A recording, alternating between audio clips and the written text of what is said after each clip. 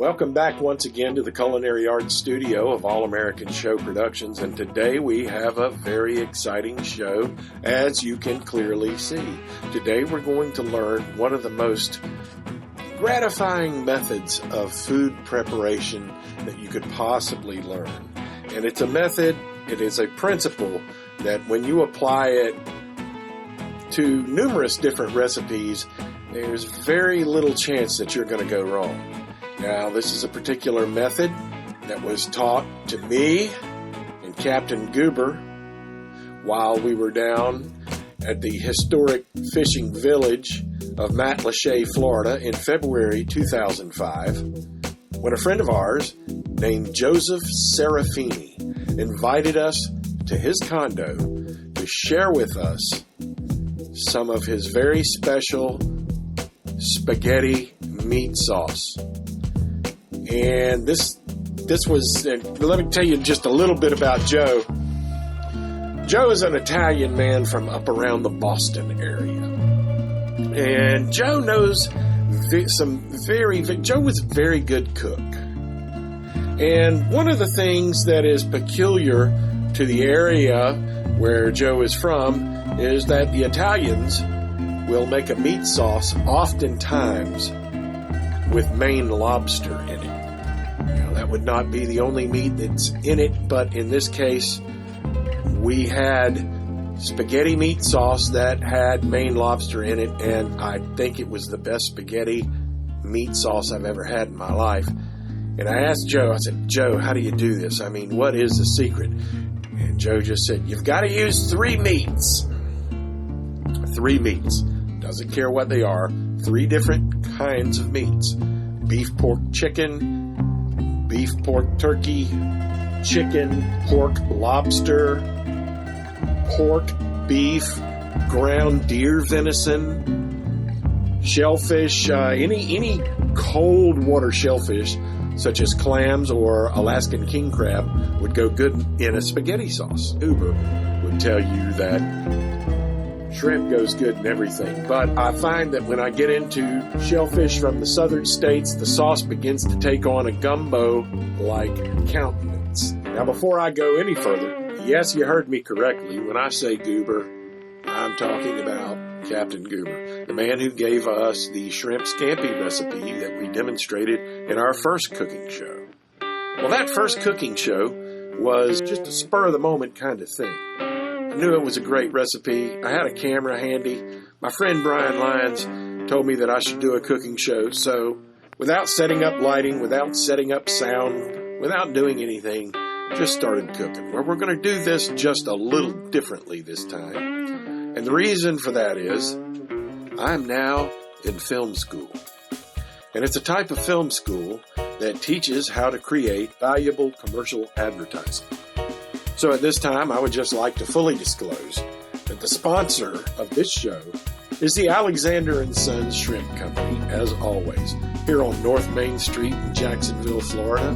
Anytime you see a culinary arts production coming from All American Show Productions, you can believe that it is the Alexander & Sons Shrimp Company that is our sponsor that allows this show to be possible. And certainly this show could not be possible had I not been working on the shrimp boat with Captain Goober back at the beginning of 2005. Well, we found ourselves in the historic fishing village of Matlacha, Florida, and this was during the time period where I became introduced to the Calusa Indians that we spoke about in our first show. Today we're back in the kitchen, and we're employing some new video production techniques that have never been used before. Not in a cooking show, not ever. We're using them now, trying to up our skills, our video production skills, trying to learn how to sell something. Now, what you see before you is a grouping of basic ingredients. And what you're going to see of these ingredients is that they are 3 different groups of ingredients, and in each group there are 3 different components. To the meat, we have ground turkey, ground pork, and ground beef.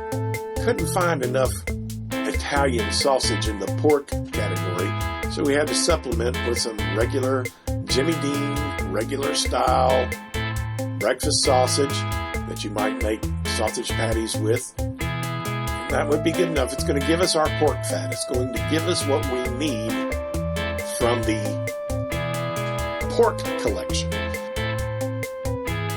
On the plate, you see a jar of crushed garlic. We don't have to slice garlic in this particular recipe as we did for the shrimp scampi a la Goodfellas. No, we do not have to slice our garlic thin like Paula used to do. No, we just grab a jar of crushed garlic, save ourselves a lot of time. We've got 3 medium to small size onions, and we have a package of white mushrooms. Over to the left, we see 3 different types of tomato. You see diced tomato, stewed tomato, and crushed tomato as kind of a tomato into the base. We're going to also add some tomato sauce, nondescript tomato sauce, and at the end, when we need some thickening agent, we're going to add some tomato paste. So there you go, our 3 groups of 3. Now it's time to put them into play and show you what the magic is all about. Now what we're going to do is get this meat all mixed up.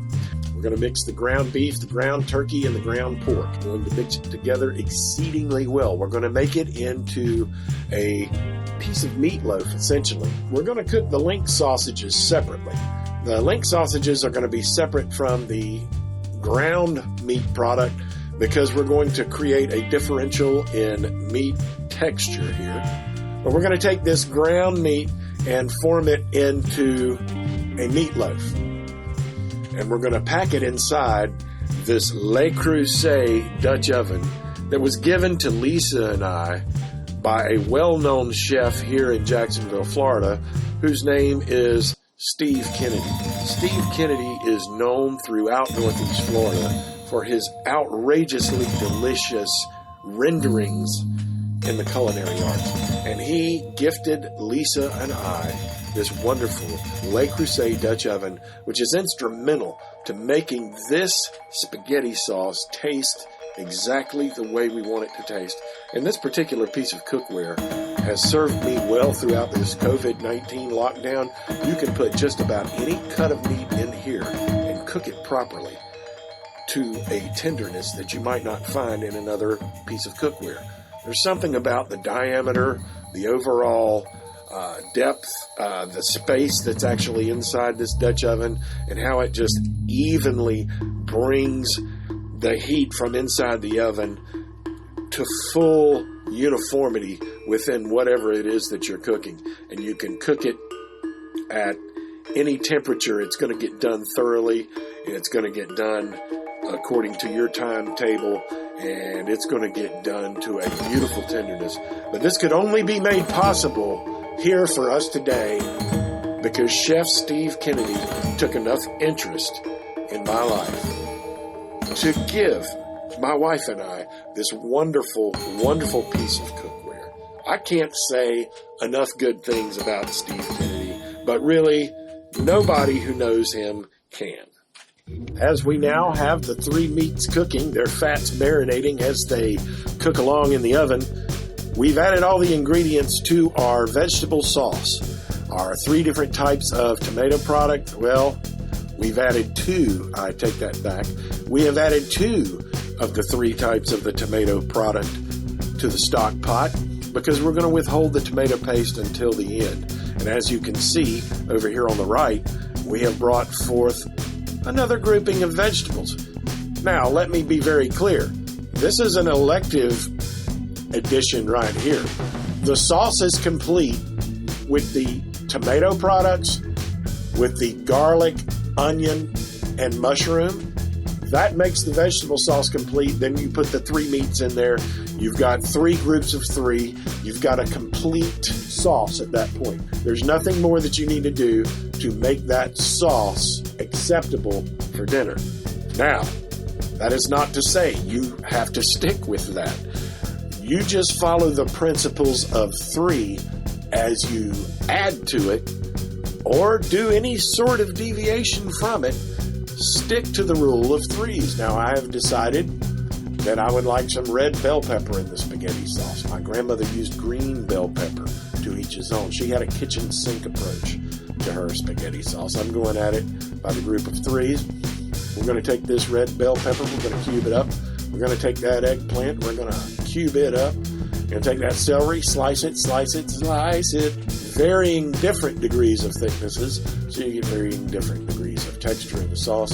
Go ahead and dump that in the sauce. Make that happen. That'll help make the world go round. That's going to add to this vegetable sauce a great deal. Oh, look at those vegetables. Starting to stew up. The flavors are they're just barely even starting to happen. And I got to thinking about it. I said, what do we need to do next? What do we need to do next to punch up this flavor just a little bit more? And I thought to myself, hey, there needs to be some herbs in here. I've got an herb garden out in my front yard. Why don't I just go out there and pick some sweet basil, pick some thyme, and then we're going to add these bay leaves to it. We're going to have 3 different herbs, and we're going to be dropping in to this spaghetti sauce. Now, I found that 3 bay leaves were not enough. In fact, 6 bay leaves were not enough. You know, in a big stock pot like this, go ahead, crank it up. Put 9, 3 by 3. It's got to be triple good if you put 9 bay leaves in there. You're following the principle of 3. Stick with your 3s. And this vegetable sauce is starting to build up and get really good and get really, really crazy, and everything's starting to get ready. This meat is cooking in this oven. Now, I've got this meat packed in that Le Creuset so tight that when it really starts getting done, the grease is going to overflow a little bit onto a cast iron griddle that I keep on the middle rack of my oven. I keep that cast iron griddle on the middle rack of my oven in case of grease overflow like this. And that cast iron griddle is for cooking bacon and pancakes and eggs and things like that on an open fire. And it's got a little bit of a grease trap to it. But mostly I put it in the middle rack of my oven because it becomes a heating element. When I preheat the oven, that piece of cast iron gets hot right along with it. And then when I put a nice piece of quality cookware on that cast iron griddle, such as this Le Creuset Dutch oven, then the heat gets conducted right on into the cooking vessel, and it adds to the complete and efficient cooking of all the good stuff inside. It helps bring things to a head. And I've got the sausage links next to the Le Creuset on a cookie sheet. I've got them cooking, and they're going to cook in the oven just out in the open. But it is also, that cookie sheet is also on half of that cast iron griddle, and it's getting the goodness of that heat. Everything's coming together. The vegetables are cooking, the herbs, the spices, everything is coming together. This is becoming the beautiful creation that it was meant to be and that it's going to become. Now, I had to pull the Italian sausage links out of the oven long before I could pull the Le Creuset out. The Le Creuset is more of a thick meatloaf. It takes a little bit longer to cook. These links, I want them cooked to a nice doneness. I don't want them burnt by any means, but I want them to have a snappy texture so that it's easy to cut them as I am putting them into the vegetable sauce. So I've pulled the links out. I'm letting them cool. I'm letting the ground meats continue to cook for just a little bit longer, about an hour total on the Le Creuset at 350 degrees. You're going to have it right about right. You can run over about 10 minutes. But as long as you're in that area there, I don't want to cook completely all the fats out of the meat by no means. I want to carry some over to that sauce. But we're going to cook out a lot of the fats into the Le Creuset so that we don't have to spend the rest of the afternoon dipping grease out of the sauce. Although we do want some fats to fold back in to the tomato sauce as we begin the cooking process. You're going to see that we're going to build an emulsion of fats and water-based liquids. It's going to make this thing happen. You're going to be able to see with the naked eye what happens when the lipids of love get together in this tomato sauce. All right, here it comes out of the oven. The big Le Creuset full of the ground turkey, ground beef, and ground pork amalgamation. Here it is in all its beauty, and we're going to cut it right down the middle. We're going to cut it right down the middle, and we're going to cut it side to side, meatloaf style, because it makes it easier to manage with this combat spatula here. The combat spatula is an instrument that I have had since 1995. Purchased it as part of a 3-piece set, along with fork and tongs. Bought it for $21. And the first place it went was Key West, Florida. And once again, yes, Captain Goober was involved, and he was the first person to really use this spatula to anything positive. When we rented the boat from the marina in Key West, Captain Goober noticed that there was some sluggish performance going on. And so when we got to our canal home that we had rented for the week, Captain Goober put on some scuba gear and grabbed this spatula, went overboard, and scraped the barnacles off this rental boat. I don't know how many hundreds of pounds of concrete, essentially, were pulling that boat down into the water, which is pretty good as far as trying to keep people safe. But we're a boat full of hefty people headed out to go dive the reefs. We've got a lot of gear, a lot of behind in that boat. We don't need a bunch of barnacles on the hull. So Captain Goober took this combat spatula right here that I'm using in my hand right now. He took it overboard and he scraped the hull of that rental boat. And I'm going to tell you that I have scraped the hull of Goober's shrimp boat with this spatula. I made money with this spatula down in Matlacha, Florida, where we learned this spaghetti sauce cooking method from Joe Serafini. I was using this spatula down there in Matlacha to scrape hulls of shrimp boats in the marina where we were docked at. I needed to make money any way I could. Essentially get $100 for scraping the hull of a shrimp boat, and really I had plenty of compressed air and only a few feet deep. I could sit down there for hours and hours and hours and get the job done. I got that job done with this spatula right here. And that's what we're using in our spaghetti sauce recipe this morning, and I think it's very appropriate. I think Mr. Serafini would be most amused with that. This very spatula used to scrape the hull of Goober's boat is being used in this cooking show that is brought to you by Alexander & Sons Shrimp Company. Yes, it is. So we get the meat into the sauce, and I want you to take a look at this. This is crazy, huh? Look at this meat sauce. A lot of meat sauce. Can you see how crazy it's getting? Can you see how crazy it's getting? You're using that combat spatula to get this meat on down into the meat sauce. And I mean, life is getting good right about now, but it's just starting to get good. We don't have quite enough liquid in the sauce, so I'm going to have to add 6 cups of water to get it up to where it needs to be. And then just get this to a low boil, because we do not want to scorch. We do not want to scorch this sauce.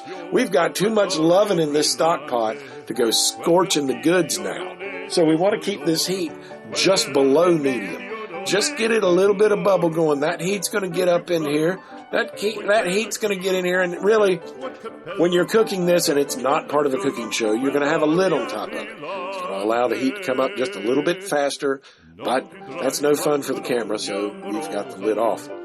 We're going to bring this meat sauce up to a boil, and I'm going to have to tell a story. Of course I'm going to have to tell a story. We don't have these cooking shows unless there's some storytelling. And this is in memory of my friend Joe Serafini, a truly, truly spectacular individual. Really, I mean, Joe was something else. Joe was an island legend. Now that's saying something, because all islands are filled with legends. But these islands in particular are filled with some serious, serious legends. Now the Matlacha Pine Island area is a place that has a very, very rich history. Charlotte Harbor, the entire southwest Florida. On Pine Island is where I discovered the Calusa Indian Mound. That is an archaeological site that is attended to by the University of Florida. That's where I learned about the first commercial fishermen to come to the state of Florida, the Calusa Indians. But pirates also came to Southwest Florida. Lots of them. That's why you got the Tampa Bay Buccaneers. Well, pirates all throughout the 10,000 islands of Southwest Florida. The great place to hide. And he who is known as the last Buccaneer was a pirate, Jose Gaspar. And he used to keep his ladies captured on the island of Captiva. That's what they called the island of Captiva. The ladies that he captured while he was roaming the high seas, that's where he kept his harem. Now, Joe was one of these characters from Matt Lachey, and like I said, these islands are filled with characters. And a lot of people just passing on through. Seems like a lot of the people that I met down there, you didn't know them long. They passed on into the next life. It seemed like pretty frequently. That's what happened with Joe. He passed away a couple of years ago. But Joe, I'm going to let you know something. Joe was well known on the island of Matt Lachey, Florida. Certainly, he was well known in the fishing community. Joe had one of the nicest wood hull boats you'd ever seen in your life, something that he had restored. He was a sheet metal worker out of up around the Boston area. He used to run fishing charters out there, I understand. Deepwater fishing charters. So Joe really took a liking to Goober. Of course, everybody does. And I'm on the shrimp boat, so I'm along for the ride, no matter what that entails. We got to know Joe quite easily, quite affectionately. Joe could be found at any bar, just about any time of the day. You knew where you could find Joe, and it wasn't hard to know when he was around. You could hear him before you saw him. And Joe used to like to go out on the boat a lot with Goober and I. And when the time came home in 2005, when it was time to head back to Jacksonville, Joe wanted to make the ride with us. Now, at that point, I was, who cares? I mean, the monotony of living on that boat for the past several months, we needed something to break up the monotony on the 5-day journey, if we're lucky 5 days, back to Jacksonville at 5 to 7 knots forward speed, not counting the time you spend in the locks going across Lake Okeechobee and through the Okeechobee Waterway.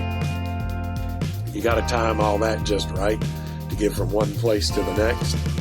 Joe wanted to ride with us, and I knew there would be a never-ending supply of entertainment at that point, but I knew that if Joe was going to get on the boat, there was going to have to be a never-ending supply of alcohol, and I'm not sure that there was enough room on that boat to take care of Joe's requirements. I mean, because on the shrimp boat at 5 knots, it kind of gets started pretty early. And Joe certainly knows how to put them down. So anyway, we're coming up. I have had it just about all I can take. The sound of this diesel engine in my ear. And even when we're not running during the day, it's the generator at night. Thank God we had the air conditioner running. We were on a shrimp boat that had a very, very good air conditioning system in it. But I'm locked on this boat with Joe Serafini. And I am telling you, he's drinking all day, every day. He's broke all my fishing gear. And he wants to break everything else he can get his hands on. Well, he's about to go nuts just like everybody else on the boat. And we're coming up on St. Augustine. And Goober tells Joe that when we get to St. Augustine, we're going to take a shower, dock up at the marina, and we're going into town. And Joe was thrilled beyond, he's going, Liberty, I'm going to get to go on Liberty. Joe was so happy about going on Liberty. So we're easing up on St. Augustine, and it's getting dark. It's getting dark before we're there. And we're not running with GPS back then. We were running on Loran. It was dark. I'm having to stand on the bow with a searchlight to hit the channel markers because we've caught the tide wrong too. And it's real tricky. It's real windy just south of St. Augustine, and you've really got to be on your game back in the old days before GPS. So Joe's thinking that we're not going to make it to St. Augustine, and he's going to have to spend the night on the boat out in the dark in a mud bank somewhere. And he's about to go nuts, and he's about to drive us nuts. So we get on in. We finally make it into St. Augustine. We throw the anchor over on the edge of the channel so that we can get out on the back deck and take a saltwater shower with some Dawn dishwashing detergent. Then you rinse off with fresh water, and you feel like a new man. And we put on clean clothes, pulled that boat into the dock, and Joe took off like a bolt of lightning. He didn't know which direction to go, but Joe always it didn't take him long to figure it out. You just listen for the loudest music. So that's what Joe did, which took him directly, and us, directly to the trade winds. And the trade winds in St. Augustine on a Saturday night. Yes, of course, this was a Saturday night. There's a bachelorette party going on in there. There's karaoke going on in there. There's all kinds of craziness going on in there. The next morning is Easter Sunday morning, and the trade winds are just wide open. Now, Joe was not sober when he set foot into the trade winds. And, I mean, he made friends fast. Joe made friends fast everywhere he went. And I can see him now in that flowery print shirt, the khaki shorts and sandals, and that sunburnt face with that wild hair and those piercing blue eyes. I can see Joe right now, just having a good time right now before me. If I close my eyes, I don't have to think about it 2 seconds. I can see it. But anyway, Joe had a very good time, and I had absolutely had it. I mean, I was wore out. I was just tired. I wanted to lay down. The boat was tied to the dock. There was no generator noise. I just wanted to get back to the boat and lay down, try to find something to eat and lay down. And I did that.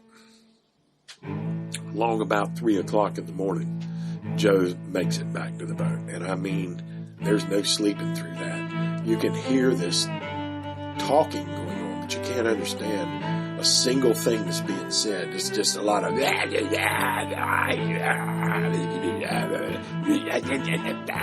you can hear the cussing. I'm not going to repeat it. Obviously, something happened in the bay while he was on liberty.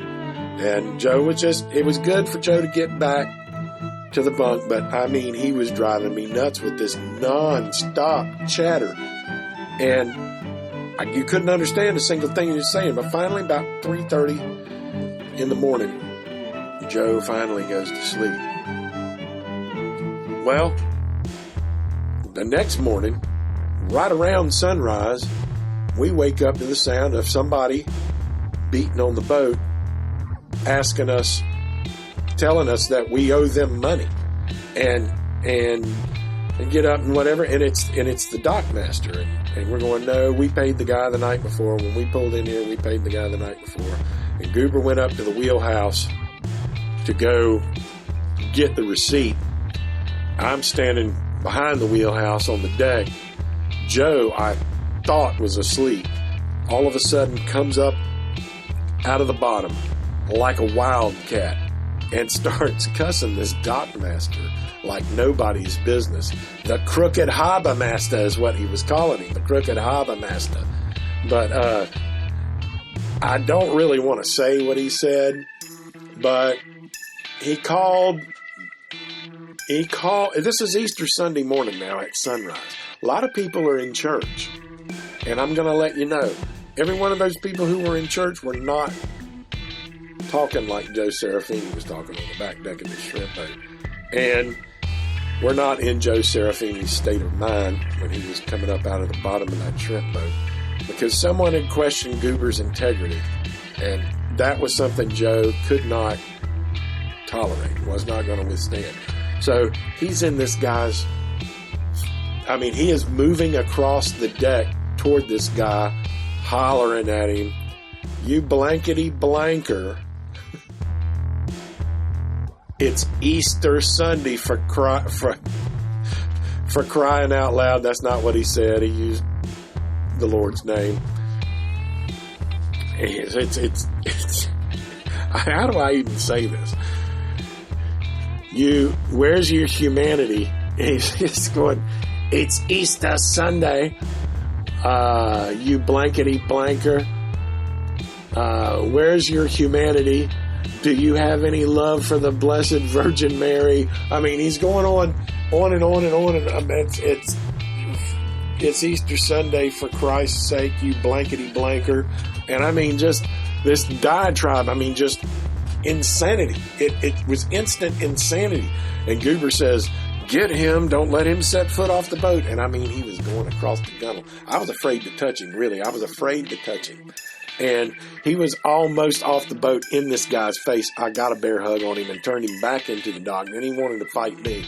Goober was fortunately in the wheelhouse, pulling away from the dock. I mean, as good and smartly as he could. He peeled off the dock, got the dockmaster on the radio. The dockmaster continued to maintain that we had not paid. Goober was holding the receipt to the window and says, well, we'll agree to disagree. You got my numbers on this boat. Call it in if you want to. I'll have the receipt on my dash when I get back to the dock in Jacksonville. But that was pretty much the funniest thing I had ever seen in my life happen on that shrimp boat, was when Joe Serafini came up out of the bottom of that boat and went up after the crooked harbor master on Easter Sunday morning. So we get back to Jacksonville. I could not wait to get off that boat and back into my house. Wasn't the most pleasant place to be at that time, but it wasn't on that boat. I wasn't listening to a generator or a diesel engine of any kind rattling in my ear, and I wasn't listening to Joe do his thing like I had been listening to it nonstop for the last 5 days. And it was just a bit of a challenge. I mean, it was just a bit of an emotional challenge. Okay, so now you can see what's happening here. This sauce is moving right along. We got some fats coming up to the surface. I'm going to roll them fats back into this tomato sauce. I'm going to fold them back in, as they say. I'm going to fold this fat back into the sauce several times. I'm going to do that several times till we start achieving what it is that we want to achieve right now. And that is a trifecta of flavor that's coming from these fats. These fats combine in this sauce and something magic happens. You're getting ready to see it. We're going to get all these fats into the liquid like this. And then I'm going to put this tomato paste. I'm going to put this tomato paste in here because the fats are in the liquid and we need something. We're going to need to start binding these fats a little bit. We need to give the fats something to grab a hold of. And this tomato paste is going to start creating a consistency within this sauce that we need. But we are far from done. That's just the third tomato component that's finally going into this sauce. Now we're going to move into the next component of this sauce. Now, if you were cheating, if this was a work night, you was trying to get some sauce done really, really quick, what you would do is go get your 3 meats, 3 small packages of ground meats, mix them together, brown them real quick, and probably grab a prepared sauce off the shelf, a Prego or something from Ragu. And as long as you get 3 different types of their sauce, one will be like a vegetable garden, one will be like herbs, and something will be like mushrooms and onions. And then you might find a sauce that features cheeses. I found one that on the shelf that featured 5 Italian cheeses. But when I went over to the dairy section, I found a package of 6 different Italian cheeses. And we know we're working on the principles of 3 here. So 6 divided by 3 equals 2. So this must be double good. We're going to dump this cheese on into this sauce after this tomato paste right here. And we're going to start stirring it in. We're going to start stirring it in. We're going to start thickening this thing up. Now, what you're getting ready to see is what I've been talking about this whole time. You're going to see something happen with this sauce right here, and you're starting to see it now. It's starting to glisten. The fats are making that beautiful emulsion that I was telling you about. And an emulsion is a mixture of fats with water, essentially. But we've got a bunch of water-based ingredients in this sauce. We've got a bunch of different fats in this sauce. I mean a bunch of different fats. And they are making this sauce crazy with flavor right now. So we're turning it all in here. And we're cutting down the heat. we're cutting down the heat. Got to cut down the heat because this is starting to get thick now, and we do not want it to scorch. We absolutely do not want this to scorch. That would just make this whole thing, this entire production, a waste of time, incredibly ridiculous, a disaster. Can't have that. We can pull it off now because all this stuff is cooked. Now we want to let it stew on itself a little bit here. We want to let these flavors do their thing. Because truly, even though this sauce is ready to go right now, even though once you get the glisten, the sauce is ready to serve. I'm just telling you, the sauce is ready to serve. But as good as it is right now, you know when it's better? The next day. After you let this sauce cool down, eat your dinner, you got a big stock pot full of sauce, you know you're going to have plenty of leftovers. What you're going to do is you're going to let it cool down. You're going to let it cool down. And what I did is I got some quart mason jars and I ladled it on in to some quart mason jars before I went to bed that night, and I put it down in a cooler full of ice. I got that sauce cooled on down. And I want to let you know something. The next day, on some noodles, oh no, this sauce right here absolutely will blow your socks off. It really, really will. And it doesn't matter how it is, what your ingredients are. Joe said, go for the cheap stuff. Cheap tomato sauce. Cheap was better. Joe was in on the simplicity. Joe was in on it with some simplicity. He said that was the key to a good sauce. But you could kick it up a few notches with other ingredients, as I've done here today. And as long as you abide by the principle of threes, then you're going to be okay. And let me tell you something about the principle of threes. This does not just apply to spaghetti meat sauce. No. You apply this to your favorite chili recipe. To any soup. Yeah, do that with your three meats. And vary them. I mean, wild game has a big part to play here, let me say.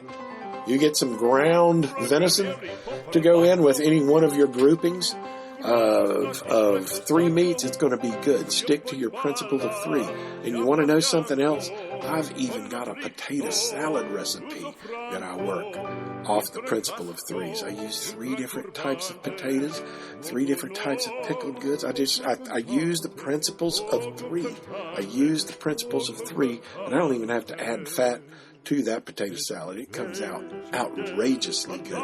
The principles of three is a very powerful principle to build in to any of your cooking, any of your flavor groupings that you might find, sweet, savory, whatever, sour, whatever you got. Group your ingredients in groups of 3 as you make them, and you'll never overshoot what it is that you're trying to do. There will always be balance. You can always take it up or down a notch, any which way, if you follow the principle of 3, and you don't scorch your sauce. Do not scorch your sauce. Follow the principles of 3. Taste her as she goes along. And when this meat sauce gets this glisten from the emulsion that has happened within this sauce, then this sauce is good to go and ready to serve. Once again, this show is brought to you by the Alexander & Son Shrimp Company. Alexander & Son Shrimp Company is where you can get the finest shrimp in the world on a daily basis. They're closed on Tuesday, but other than that, they're rocking and rolling throughout the week. Look them up on Facebook, Alexander & Son Shrimp Company. Follow them on Facebook so you'll be tuned in to the latest deals. And that's all we've got today from the Culinary Arts Studio of All American Show Productions. This is beautiful Bradley Bolton saying so long from the Sunshine State.